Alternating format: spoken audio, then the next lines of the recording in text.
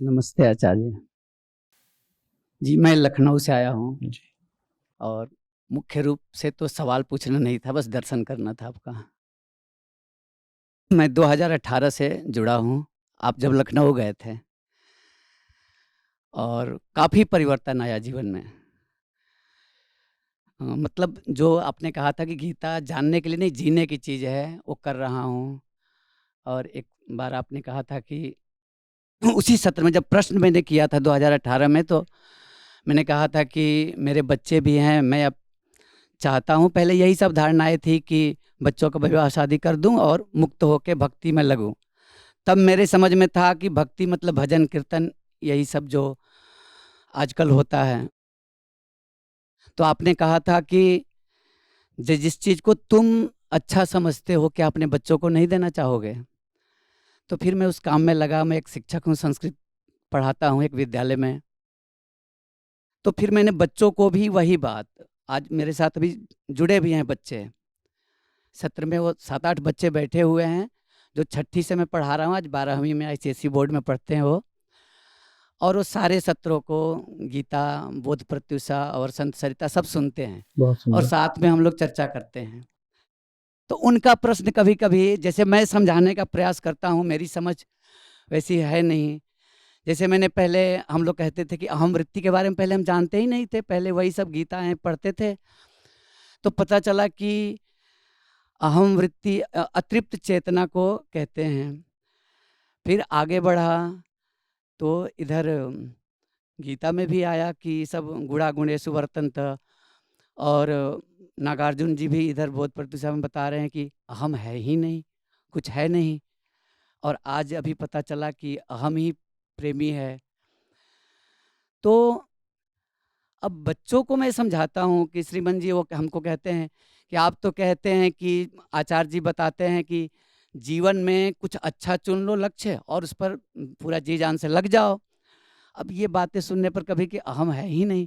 अब मैं समझाता हूँ कि बेटा वो तल तल की बात जो मुझे समझ में आती है कि अलग अलग, अब कहीं अष्टावक्र जी बता रहे हैं वो, वहाँ अलग तल की बात, आश्चर्यम उनको ऐसा लग रहा है। तो अलग अलग तल की बातें हो सकती है। अब जितना मुझे आता है समझाता हूँ, तो आपके मुख से वो सुनना चाहते थे, इसीलिए मैंने ये प्रश्न रखा और चाहते थे कि मैं जाऊं तो वहां प्रश्न करूं, चूंकि वो देखें।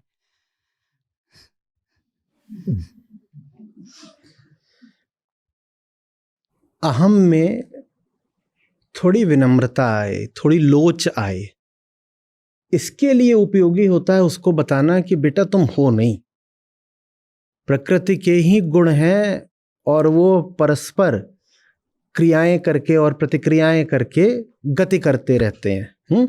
ये इधर से आया, दोनों टकराए, कुछ निकला, फिर है ना, तीन तीन हो तो तीन से अनंत पैदा हो जाते हैं।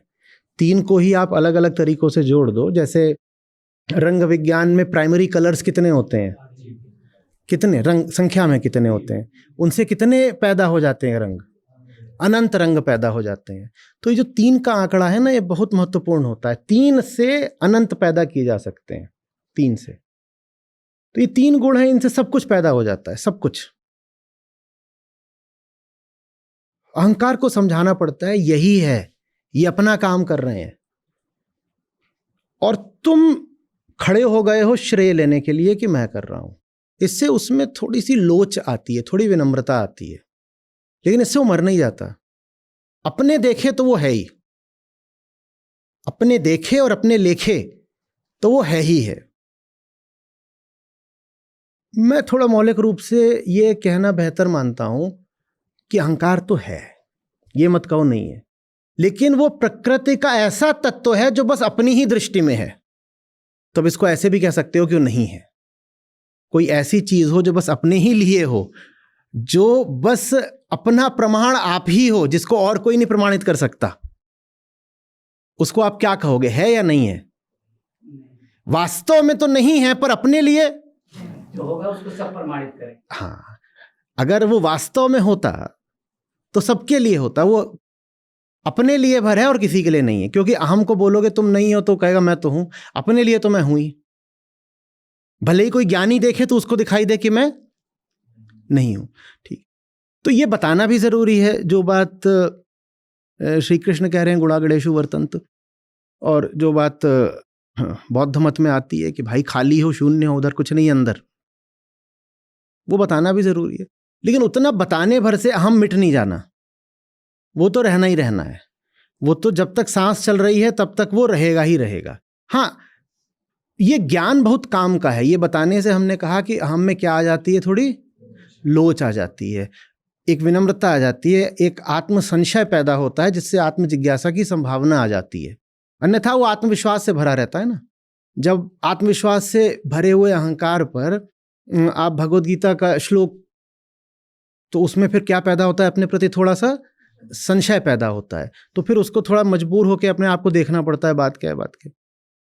तो उससे फिर उसके कान खुलते हैं, जिज्ञासा कर सकता है, कुछ सुन सकता है, उसका जो आत्मविश्वास है वो टूटता है ना। तो इसलिए नागार्जुन आवश्यक है। नहीं तो अहंकार तो यही मानता रहेगा, मैं ये हूं, मैं वो हूं। वो सीधे आकर के बता देते हैं तुम हो ही नहीं, तुम हो ही नहीं। तो ये उपयोगिता है, ये उपयोगिता है। इसके बाद भी अहम तो अपनी नजर में है ही। तो फिर वहां पे संतजन आते हैं जो कहते हैं कि देखो बेटा, अगर तुमको ये मानना भी है कि तुम हो, तो तुम्हारे होने का फिर एक ही औचित्य हो सकता है, तुम प्रेम करो मुक्ति से। या तो एक छलांग में अष्टावक्र हो जाओ और कह दो कि मैं हूं ही नहीं, वो होना है नहीं, वो होना है नहीं। एक छलांग में अष्टावक्र तुमसे होगा नहीं। तो तुम इतना कर लो कि अष्टावक्र जैसों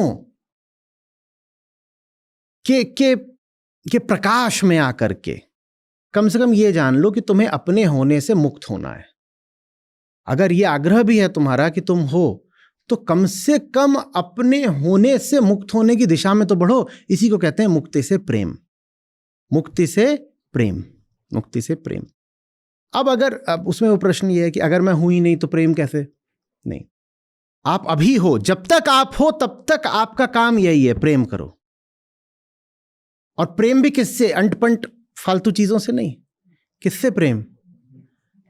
मुक्ति से, माने अपने ना होने से प्रेम, अपने ना होने से प्रेम, प्रेम उससे करो। तो अगर कभी ऐसा होता है कि हम वास्तव में नहीं रहते, तो प्रेम का क्या होता है? फिर प्रेम भी नहीं रहता, फिर योग हो जाता है। प्रेम कोई आखिरी अवस्था नहीं होती। में तो विभक्त है, दो है, द्वैत रहता जी है। प्रेम कोई आखिरी बात नहीं होती। आखिरी बात योग है, युक्ति या मुक्ति, इनको कहते हैं आखिरी, युक्ति मुक्ति, ये आखिरी बात है। प्रेम तो तभी तक है जब तक दूरी है। जब दूरी एकदम मिट गई तो प्रेम काहे का? फिर तो साहब सेवक एक संग खेलें सदा बसंत, साहब सेवक दोनों एक हो गए, अब प्रेम की कोई बात नहीं। तो लेकिन वो भी बहुत दूर की बात है ना, वो भी वो अष्टावक्र वाली बात हो गई। तो हम जहाँ खड़े हैं, हमारे लिए तो यही उचित है कि हम जाने कि विद्वानों ने हमें कितना भी बता दिया हो, हम तो यही मानते रहेंगे कि हम हैं। चलो ठीक है, क्या करोगे, पैदा ही ऐसे हुए हैं, मानना ही पड़ता है कि हम हैं। किसी को ये बोल दो तुम हो ही नहीं, तो बात बहुत अजीब हो जाती है। फिर बुद्ध सारी सीख किसको दे रहे थे? फिर बुद्ध दुख किसका मिटाना चाहते हैं अगर कोई है ही नहीं तो वो बात विचित्र हो जाती है फिर। तो इसीलिए जो बुद्ध की भी देशना है उसमें करुणा है। अगर सामने वाला है ही नहीं, बस प्रकृति के गुण नाच रहे हैं, मान लीजिए बहुत दुखी हैं, तो बुद्ध बैठ के भी तो कह सकते हैं दुखी कोई है ही नहीं दुखी होने वाला, ये तो गुणों का नृत्य चल रहा है, उसमें से कराह निकल रही है, आह निकल रही है, मुझे किसी हस्तक्षेप की जरूरत कुछ है नहीं। लेकिन नहीं, वहां कहा जाता है कि इसके देखे तो ये है। हो सकता है कोई बिंदु ऐसा आए कि जब ये दुख से निवृत्त हो जाए, पर अभी तो दुख इसके लिए है। तो वहां फिर उसको ज्ञान दिया जाता है कि तुम बेटा कामनाओं में, बुद्ध की पूरी सीखी है, तुम कामना में फंसे हो इसीलिए हो, और उन सबको तुम हटाओगे, ये रहा तुम्हारा अष्टांग मार्ग, और तुम इससे धीरे धीरे करके मुक्त हो जाओगे। तो हमें तो यही करना है, अपने आप को देखना है, और जो फिजूल के बंधन हमने पकड़ रखे हैं उनको हटाना है। अपने आप पर एक नज़र हमेशा रखनी है। आँख का काम है लगातार बाहर देखना और झांसे में आते रहना। हमारा काम है आंख की सफाई करते रहना। ये आंख कभी झांसे में आती तो है ही, झांसे में कम से कम आए। ठीक है, ये बात स्पष्ट हो पा रही है या फंस रही है? क्योंकि नागार्जुन जब से आए हैं तब से वास्तव में कई लोगों को समस्या हो गई है। बोले इन्होंने तो आते ही सब डिसमिस ही कर दिया। कृष्ण धीरे धीरे एक एक कदम आगे बढ़ा रहे थे। वहां ये तो था कि 3 हैं, और अच्छा लगता था कि अच्छा ये मैं हूं, ये मैं हूं, और फिर मुझे ये रही आत्मा और मुझे इधर जाना है, इधर छीछी गंदी चीज है, इधर अच्छी चीज है, तो बढ़िया लगता था मॉडल। वो आए, उन्होंने 70 तो हम क्या ही वहां पर उनकी सप्तशती में, शून्यता सप्तशती में हम कहें 70वें तक तो क्या ही पहुंचेंगे। यहाँ तो पहले दूसरे में ही उन्होंने झटके में सब साफ कर दिया। तो कई लोग हैं जो थोड़े परेशान हैं। नागार्जुन कोई नई बात नहीं बोल रहे हैं। मैं बार बार कहा करता हूं, बुद्ध बहुत पक्के वेदांती हैं। जिसने वेदांत का मर्म एकदम समझ लिया हो, सिर्फ वही बुद्ध हो सकता है। ठीक है, तो और कोई इसमें हर्जा नहीं है। कम से कम सैद्धांतिक रूप से तो ये जानिए कि आप नहीं हैं। भले ही एग्जिस्टेंशियली, अनुभवगत रूप से हमें यही लगता रहेगा, अनुभव तो यही होगा कि मैं हूं, पर चलो कम से कम बौद्धिक, सैद्धांतिक, किताबी, मौखिक रूप से ही ये जान लो कि नहीं हो। उससे कुछ तो लाभ होता है, कुछ तो लाभ होता है। भीतर से प्रतिक्रिया आती है, थोड़ी सी साक्षी होने में मदद मिलती है। ये जो अभी हुआ है ना, ये मुझे पता है क्या है। केमिकल मामला है। गुण और गुण आपस में टकरा गए, उनमें आपस में रिएक्शन हो गया, और वो मेरे भीतर इमोशन बन के आ रहा है। केमिकल्स का या हार्मोन्स का रिएक्शन बन गया मेरा इमोशन। तो मैं उसको अपना इमोशन क्यों बोलूं? पड़ा रहने दो इमोशन को। यही केमिकल अभी बदल जाए तो इमोशन बदल जाएगा। मैं थोड़े ही हूं, गुण और गुण आप भीतर अपना कुछ घपला कर रहे हैं। वो पिक्चर आई थी, मुन्ना भाई बोलता है केमिकल लोचा, तो ये तो केमिकल लोचा चल रहा है, इसमें मेरा क्या लेना देना है? तो केमिकल लोचा, मेरा क्या लेना देना है? यही केमिकल बदल जाते हैं तो पूरा भाव बदल जाता है। एक इंजेक्शन लगवा करके आते हो, सर ऐसे घूम रहा होता है, फिरकी ले रहा है। कोई दवाई खा लेते हैं, उससे कुछ हो जाता है। कई दवाइयां तो होती ही ऐसी हैं कि उनसे हार्मोन ऊपर नीचे होने लग जाते हैं, और वहाँ डॉक्टर पहले ही बता देता है कि ये दवाई तो आप ले रहे हैं, लेकिन इससे मूड स्विंग्स होंगे, और वो होने भी लग जाते हैं। उसके बाद भी आप कहो मेरे मूड स्विंग्स हो रहे हैं, तो फिर कौन बचाएगा आपको? पहले ही डॉक्टर ने बता दिया था ना कि आपके नहीं हैं, दवाई के हैं। तुम उसको अपना कैसे मान सकते हो? तुमने कुछ भी नहीं किया उसमें, वो बात पूरी तरह केमिकल है, हार्मोनल है। तुम्हारा उसमें लेना देना क्या है? तुम अपना काम करो, वो जो चल रहा है उसको चलने दो, पड़ा रहने दो, अपना काम करो। घरों में हमारे पेट्स होते हैं, पालतू है, कुत्ता है, बिल्ली है, कुछ है, वो कितने काम करता रहता है घर में। आप क्या करते हो? आप अपना काम करते हो। आप ये थोड़ी करते हो आप अपना बैठ के, मान लो यहाँ कुछ वर्क फ्रॉम होम आपका चल रहा है, और कुत्ता क्या कर रहा है आपका? वो कू कू करके नीचे पाँव में घुस रहा है, कभी कभी ऊपर कूद रहा है। सब करता है नहीं करता है आपके? किनके घरों में या देखा है? कम से कम कई बार तो आपके टेबल पे ही चढ़ाएगा। ये भी बहुत भूखे होते हैं कि हम पे ध्यान दो। आप आधा एक घंटा इनकी ओर ना देखें तो वो लैपटॉप पे सीधे सामने आके बैठ जाएगा, कहेगा हैं हमें देखो। तो आपको पता है कि वो अपना काम कर रहा है, और आपको क्या करना है? आपको अपना काम करना है। ज्यादा वो आग्रह मांगे तो उसको थोड़ा सा अपना सहला दिया, उसको यहाँ बैठा दे, बैठ जाओ, चलो बैठ जाओ, बैठ जाओ, बैठ जाओ। तो देह से भी ऐसी ही बात करनी होती है, तन और मन दोनों से ऐसी ही बात करनी होती है। ज्यादा अगर वो उत्तेजना दिखाए तो उसको क्या करा? थोड़ा रोटी डाल दी, थोड़ा जो भी उसको चाहिए थोड़ा बहुत अपना दे दिया उसको। अपना काम करना है ना हमको। ये फायदा होता है जब आप जानते हो कि ये मैं नहीं हूं। हम दोनों की सत्ता अलग अलग है, हम दोनों के इरादे भी अलग अलग हैं, लेकिन रहना हम दोनों को एक साथ है। चेतना को और शरीर को रहना तो हमेशा, पर शरीर क्या चाह रहा है? भुक्ति। और चेतना क्या चाह रही है? ये है गजब जोड़ा, इन दोनों का हो गया है ब्याह और तलाक हो नहीं सकता। ये बचपन से ही, जन्म से ही पैदा हुए विवाहित, चेतना और शरीर, ये दोनों जोड़े में ही पैदा होते हैं हमेशा। आपको शरीर नहीं मिल सकता जिसमें चेतना ना हो। शरीर है, चेतना नहीं, तो आप क्या बोल देते हो? मृत। और ऐसा भी नहीं मिल सकता कि चेतना है पर शरीर नहीं है। कोई बोले चेतना है शरीर नहीं है, तो उसको आप क्या बोल देते हो? अंधविश्वास है, भूत प्रेत की बात कर रहा है कि चेतना उड़ रही थी। ये दोनों हमेशा एक साथ मिलेंगे। शरीर है तो चेतना है, चेतना है तो शरीर है, लेकिन इन दोनों के इरादे बिल्कुल अलग अलग हैं। शरीर चाह रहा है कि वैसे ही जैसे एक कंटिन्यूटी, एक सातत्य बना हुआ है समय की शुरुआत से, वही बना रहे।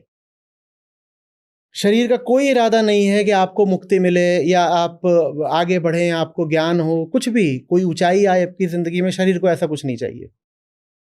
शरीर को बस ये चाहिए, खाओ पियो, मौज करो, पड़े रहो, और मरने से पहले 2-4 औलादे कर दो, ताकि जैसा अपना शरीर है उसी तरीके के शरीर हमारी मृत्यु के बाद भी मौजूद रहें। तो एक तरीके से शरीर चाहता है अपनी अमरता। कह रही हमारा शरीर है, हमने मरने से पहले इसी तरह के 2-4 शरीर और पैदा कर दिए, तो इस नाते हम क्या हो गए? अमर हो गए। ये शरीर का इरादा है। पर चेतना इससे नहीं। चेतना कहती है धंधा अपने पास रखो, हमें कुछ और चाहिए। चेतना कह रही है मुझे ये नहीं चाहिए कि 70, 80, 100 साल की जिंदगी मिली या 2-4 औलादे कर दी। चेतना कुछ और मांग रही है। उसको उसको उसको गहराई चाहिए, उसको इंटेंसिटी चाहिए। शरीर को संख्यात्मक वृद्धि चाहिए होती है, क्वांटिटी, और चेतना मांगती है क्वालिटी। गुणात्मक वृद्धि। अंतर समझ रहे हो? तो मूर्ख आदमी की पहचान होगी कि वो क्वांटिटी पे मरेगा, और ज्ञानी क्वालिटी, वो क्वांटिटी पे ध्यान नहीं देगा। मूर्ख ऐसा होगा जैसे 100 गीदड़, क्वांटिटी। ज्ञानी जैसे 1 सिंह अकेला, क्वालिटी।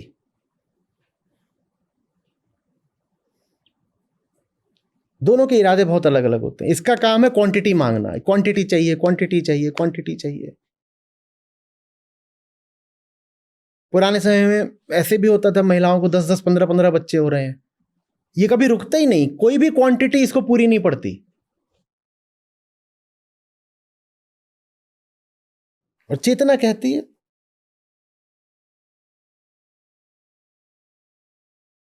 कि साधुओं की जमात नहीं होती। ये सब जो है झुंड में नहीं चलते। ये गा देना, बढ़िया वाला है। शायर, सिंह और सपूत, सिंघन के नहीं लेहड़े, ये जो है ये अकेले चलते हैं। जो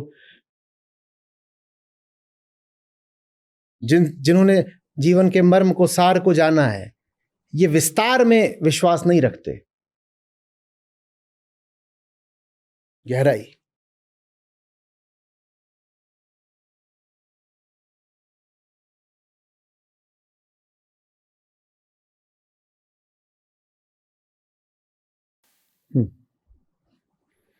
ये बच्चों को स्पष्ट हुआ होगा? ये उनको ही बोला है मैंने। जी, का प्रश्न। चलिए,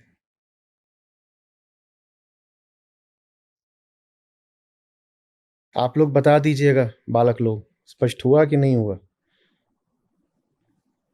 बालकों से मुझे थोड़ा ज़्यादा रोमांच हो जाता है। शुरुआत ही मैंने कॉलेजों से करी थी ना, तो अभी भी जब एकदम युवा लोग आते हैं तो मैं कहता हूँ यही है मौका। अभी कुछ लचक, कुछ संभावना, कुछ जान है इनमें, कुछ हो सकता है।